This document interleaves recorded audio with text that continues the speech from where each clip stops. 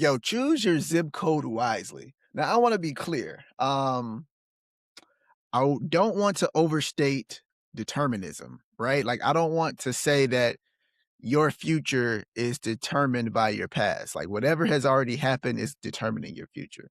But I will say, choose your zip code wisely because your zip code can determine what you're exposed to.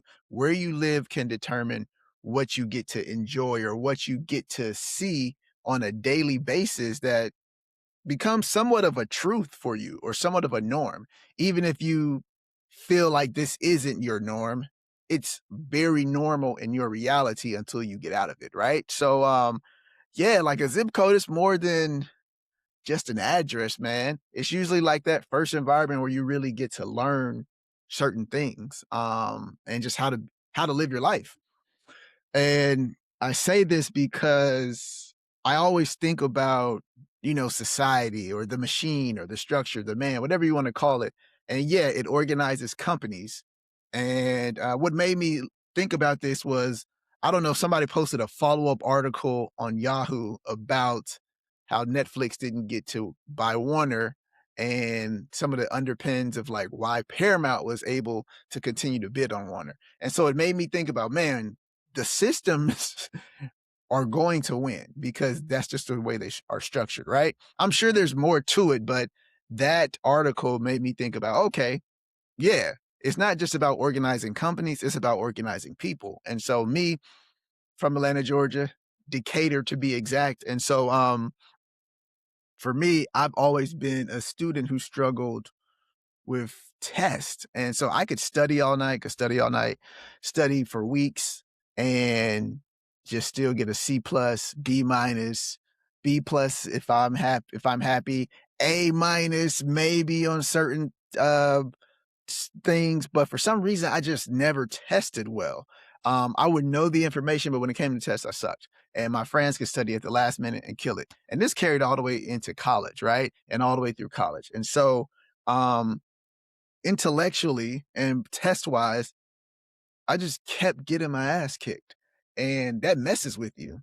And how are you going to be successful in a space where everybody is, at least at that time, I'm sure it's still like this, but at that time, they were very, very focused on what your GPA was when you graduated, what classes you passed, some of the tests and things like that. So it was tough, man. I just didn't really I didn't I wasn't going to be successful in that through that vehicle, right?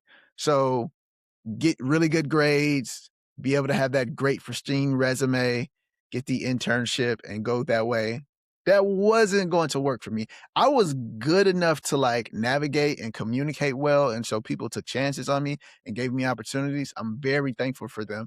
But there was always so much friction, even when I had that sponsor or that champion, because on paper, it just didn't read well.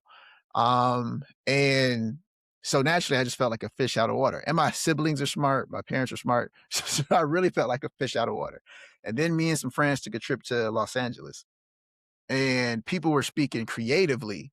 And because it wasn't this super intellectual thing, for some reason, the creative communication I was able to download. And so when I went back to Georgia, I knew I had to get back to Los Angeles. So I moved.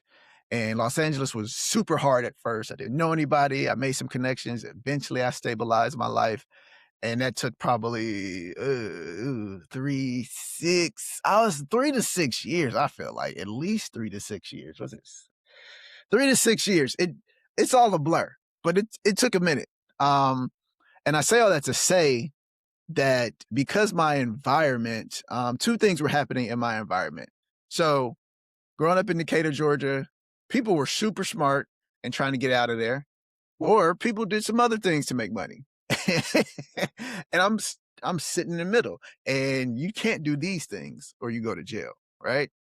But these people are whooping my ass, so I don't even fit in with them. So I'm literally stuck in the middle trying to figure out my life the whole time. And it it was tough. It was interesting and it was tough, but it forced me to over communicate over and over and over again. So I don't even know if I was born with the ability to really be a communicator. I don't know if that was my talent. I don't know if that's what God gave me, but it was a muscle that I had to use so much that now I guess I'm comfortable with it. I'll say that. So, fast forward. Now I have children. And so now let's go back. I'm about to have children. So this is the second time where I have to think about my zip code. I'm living in downtown. Skid Row is 3 blocks over, but these are nice lofts. And luckily, I got some good advice. Good advice. You if you live downtown, I'm not saying that this is the only way to do it, but somebody told me, "You can't raise kids down here. Skid Row's 2 blocks away." I said, "But man, look at the view and the loft, and it's nice. It's a studio." He's like, "Nah." So I moved to Pasadena, and man, Pasadena was life changing. It was like night and day. I'm like walking. I'm walking on the street, on the sidewalk, the Rosewall. I can see the mountains, completely different, right?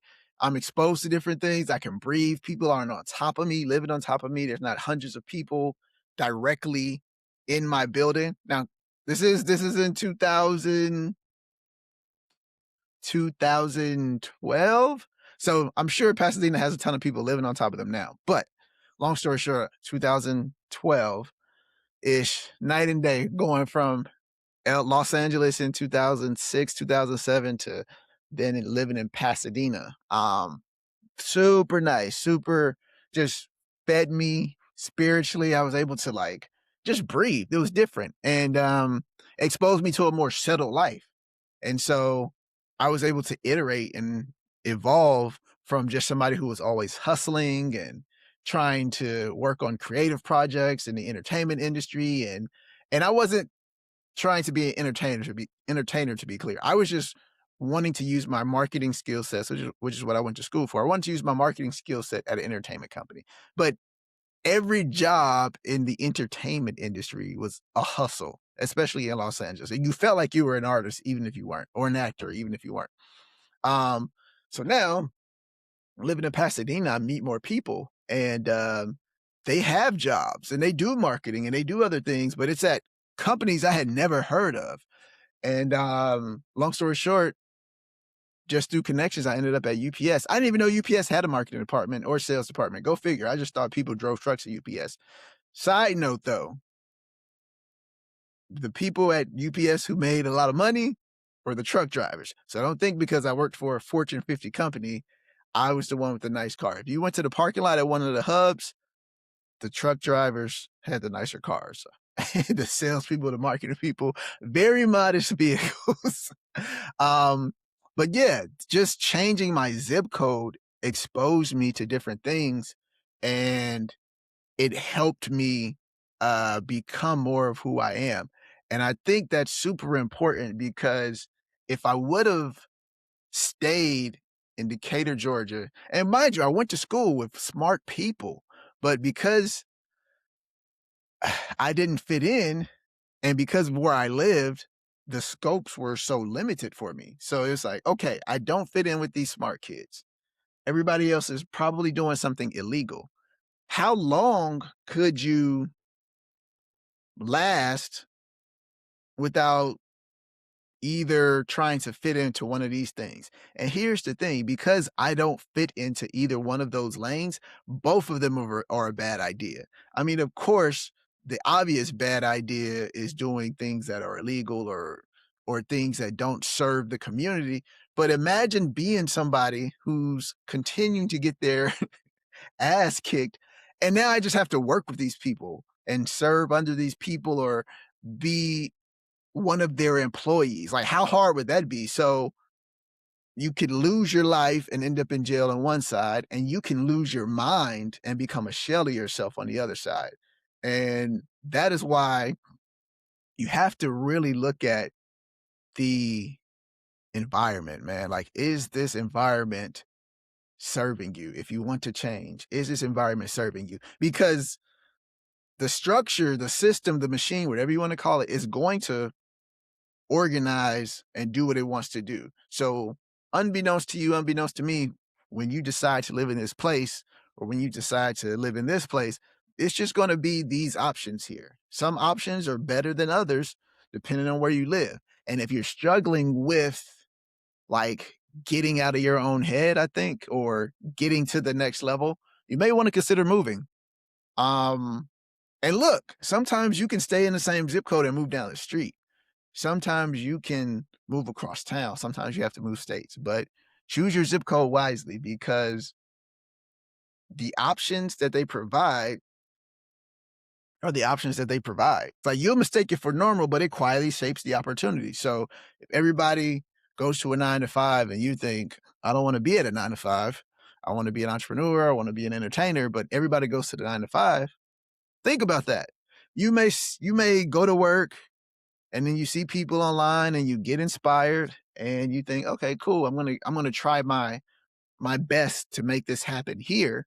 Some people can do that, but a lot of people, like, we got to look at the bell curve. Like, we love to look at the outliers and use them as an excuse to not change.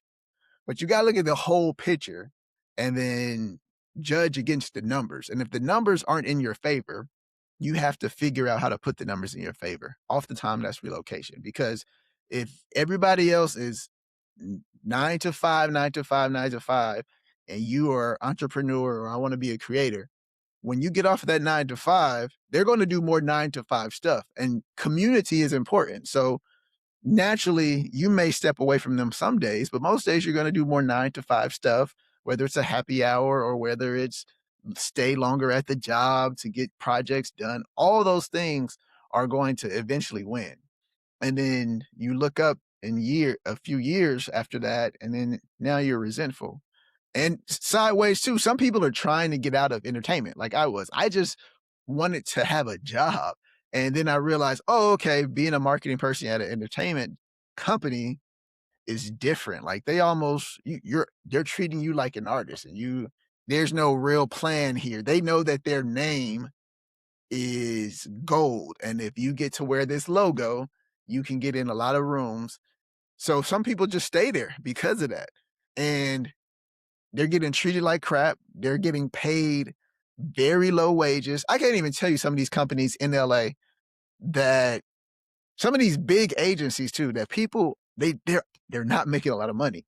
But because of that logo, it's almost like having a record deal. They can just manipulate and do what they want because people the hope is that I can use this and go somewhere else. Again, people see the outliers, and so everybody tries that same route, but it does not go that way for a lot of people.